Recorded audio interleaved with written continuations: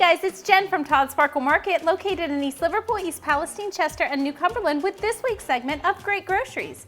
Tune in each week for great recipes and money-saving tips from Todd Sparkle Market. Save big at Sparkle this week when we make Sparky's Cheeseburger soup. Let's get started.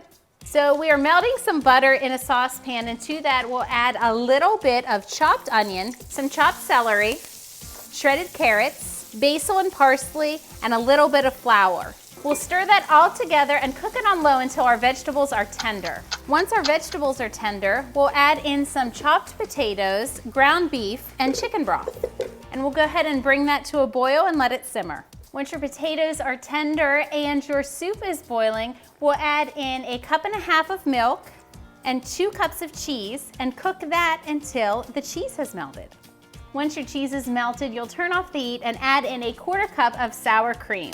Once it's well combined, your cheeseburger soup is ready to serve. Remember, you can always see this recipe made on the web at www.toddsparklemarket.com.